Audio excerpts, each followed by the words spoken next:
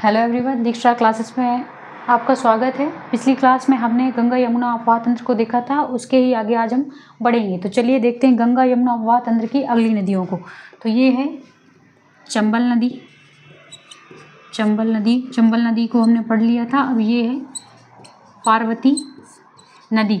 ये किसका हिस्सा है? तो ये चंबल नदी में जाकर के मिल जाती है। तो पार्वती नदी का उद्गम कहाँ से होता है? उद्गम होता है आष्टा सीहोर से। आष्टा सीहोर से पार्वती नदी का उद्गम होता है और राजस्थान में यह कहाँ पर जाकर के मिल जाती है? चंबल नदी में जाकर के मिल जाती है। अब दूसरी नदी हम देखते हैं कूनो नदी। तो कूनो नदी किसकी सहायक नदी है? कूनो नदी भी किसकी सहायक नदी है? तो चंबल की सहायक नदी है। फिर चंबल जाती है और चंबल किस नदी में मिल जाती है?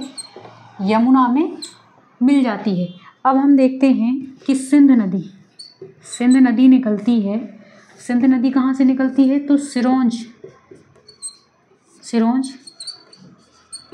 विदिशा से सिंध नदी निकलती है और कहाँ पर जाके मिल जाती है? तो उत्तर प्रदेश के इटावा में किस नदी में मिल जाती है? तो ये कौन सी नदी है?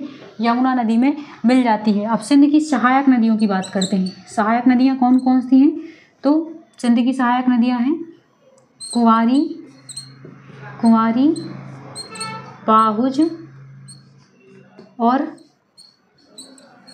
माहुर नदी। ये किसकी सहायक नदियाँ हैं? सिंध नदी की सहायक नदियाँ हैं। सिंध नदी की लंबाई देखते हैं तो 470 किलोमीटर लंबी नदी है। कौन सी नदी? सिंध नदी। सिंध नदी गुना जिले को 2 भागों में विभाजित करती है। तो गुना जिले को कौन सी नदी 2 भागों में विभाजित करती है? तो सिंध नदी। कितने भागों में? 2 भागों में विभाजित करती है। 2 भागों की बात अब देखते हैं। बेतवा नदी तो चलिए इसको मिटा देते हैं, बेतवा नदी की ओर बढ़ते हैं। ये है बेतवा नदी, है ना। उद्गम कहाँ से होता है इसका, बेतवा नदी का? तो बेतवा नदी का उद्गम होता है कुमरा गांव रायसेन से। कुमरा गांव रायसेन से। विदिशा सांची इसके तट पर है और ओरछा, है ना, किसके तट पर है? बेतवा नदी के तट पर। अब यहाँ पर यह 2 बांध बनाती है मध्य प्रदेश और उत्तर प्रदेश की सीमा में। पहला बांध तो हो गया कौन सा? कि राजघाट बांध। तो पहला क्वेश्चन बनता है कि राजघाट बांध किस नदी पर स्थित है? तो बेतवा नदी पर स्थित है। किसकी सहायक परियोजना है? तो उत्तर प्रदेश प्लस मध्य प्रदेश की दोनों की संयुक्त परियोजना है। राजगढ़ बांध को अन्य किस नाम से जाना जाता है? तो रानी लक्ष्मीबाई सागर परियोजना के नाम से भी जाना जाता है। रानी लक्ष्मीबाई सागर परियोजना के नाम से भी जाना जाता है। राजगढ़ बांध कहाँ पर स्थित है? तो ललितपुर उत्तर प्रदेश में यह बांध स्थित है। ललितपुर उत्तर प्रदेश में। अब दूसरा बांध कौन सा है? तो दूसरा बांध है माता टीला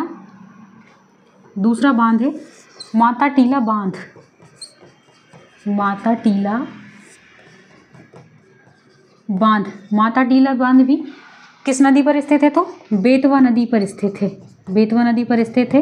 एमपी और यूपी की संयुक्त परियोजना है।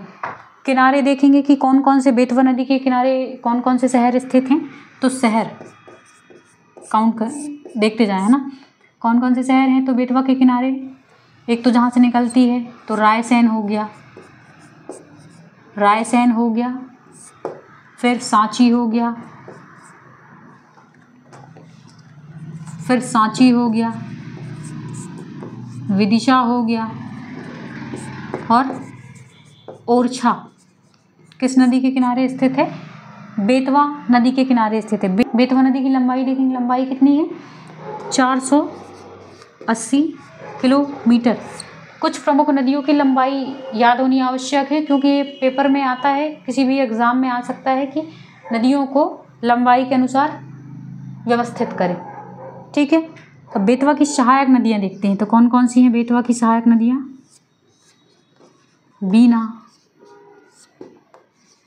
धसान, जामनी, बिरना। बेतवा नदी का जो पुराना नाम है, पुराणों में से क्या कहा गया है, तो इसको वेत्रावती के नाम से जाना जाता है। अब बेतवा परियोजना से कौन कौन से शहर लाभान्वित होते हैं, तो शहर जो लाभान्वित होते हैं, है ना, तो लाभान्वित शहर कौन से हैं, भांडेर,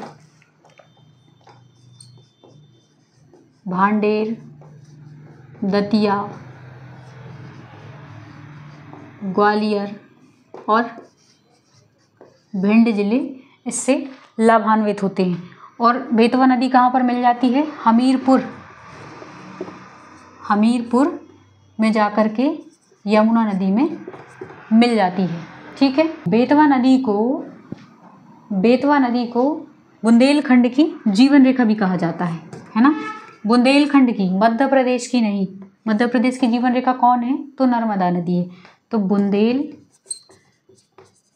की जीवन रेखा और प्रदूषण का समान स्तर होने के कारण किस नदी को कहा जाता है, मध्य प्रदेश की गंगा, तो वो बेतवा नदी ही है ना। बेतवा नदी को ही क्या कहा जाता है कि मध्य प्रदेश की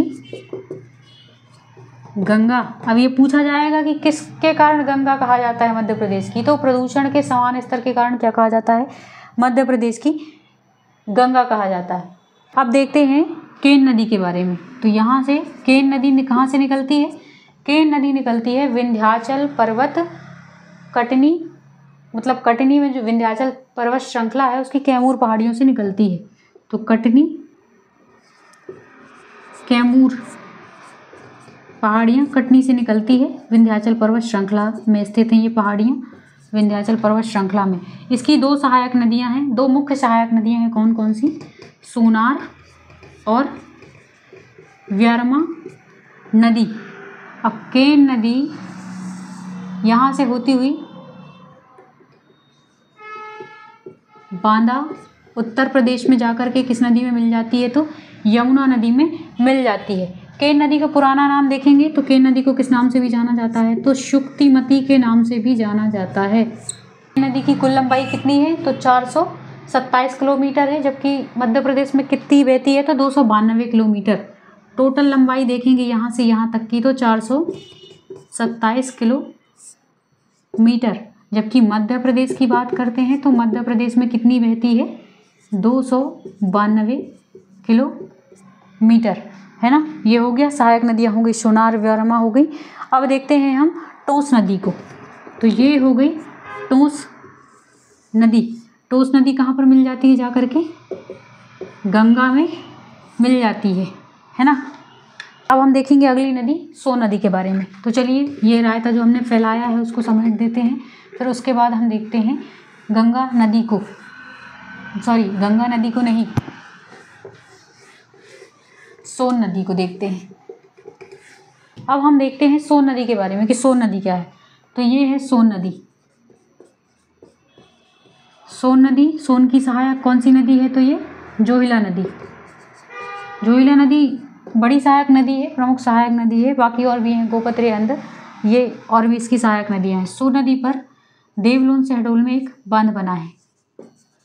देवलोंद कहाँ पर, शहडोल में एक बांध बना है, कौन सा, बाणसागर बांध, जो मध्य प्रदेश, उत्तर प्रदेश और बिहार की संयुक्त परियोजना है।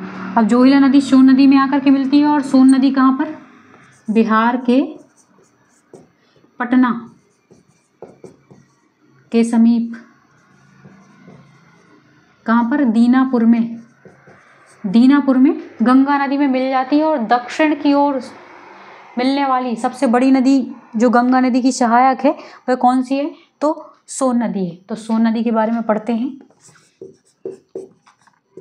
सोन नदी उद्गम को, जैसे मैंने बताया कि उद्गम कहाँ से हुआ है सोन नदी का, तो अमरकंटक अनूपपुर से क्या हुआ है, इसका उद्गम हुआ है। अमरकंटक अनूपपुर से सोन नदी का उद्गम हुआ है। अब इसके अवसान स्थल की बात करते हैं। अवसान स्थल कहाँ पर है, तो बिहार के पटना में दीनापुर के समीप ये क्या करती है, गंगा नदी में मिल जाती है। सोन नदी को अन्य किस नामों से जाना जाता है? तो स्वर्ण नदी के नाम से, हिरण्यबाहु के नाम से जाना जाता है। तो अन्य नाम कौन कौन से हैं? तो स्वर्ण नदी और हिरण्यबाहु के नाम से जाना जाता है। हिरण्यबाहु के नाम से जाना जाता है। इसकी लंबाई देखते हैं सोन नदी की। तो लंबाई कितनी है? लंबाई है 780 किलोमीटर। अब इस पर कौन सा बांध बना है? तो बांध है बाणसागर बांध कौन सा है? बाणसागर बांध कहाँ बनाया गया है? तो देवलोन शहडोल में एक स्थान है देवलोन, वहाँ पर बना है। तो देवलोन शहडोल किसकी संयुक्त परियोजना है? तो उत्तर प्रदेश, मध्य प्रदेश और बिहार की। बी से ध्यान रख सकते हैं शॉर्ट में कि बी उत्तर प्रदेश, मध्य प्रदेश, बिहार की। अब सोन की सहायक नदियाँ देखेंगे तो सहायक नदियाँ कौन कौन सी हैं? सहायक नदियाँ हैं जोहिला, गोपत और रिहंद नदी किसकी सहायक नदियाँ हैं? सोन की सहायक नदियाँ हैं। सोन नदी गंगा नदी की दक्षिण की सबसे बड़ी सहायक नदी है और सोन नदी कैमूर पर्वत श्रृंखला और छोटा नागपुर के पठार के बीच क्या बनाती है? सीमा बनाती है। सोन नदी में ही दुर्लभ प्रजाति के कछुए पाए जाते हैं और सोन नदी में ही कौन सा अभ्यारण्य स्थित है? तो सोन घड़ियाल अभ्यारण्य, ये पूछा जाएगा। अभ्यारण्य कौन सा स्थित है? सोन घड़ियाल अभ्यारण्य, सोन घड़ियाल अभ्यारण्य, है ना। ये यहाँ पर समाप्त होता है, सोन नदी हमारी समाप्त होती है। अब आगे चलेंगे, हम देखेंगे कुछ प्रमुख नदियाँ और उनकी सहायक नदियाँ, क्योंकि ये पूछा जाता है। जैसे पूछा गया क्वेश्चन है कि मंदसौर किस नदी के किनारे स्थित है? यमुना नदी के किनारे मंदसौर स्थित है। और पूछा जाता है कि आसन नदी या सांक नदी किसकी सहायक नदी है? तो आसन नदी की सहायक नदी है। इस प्रकार के क्वेश्चन पूछे जाते हैं। तो चलिए आगे बढ़ते हैं अपन।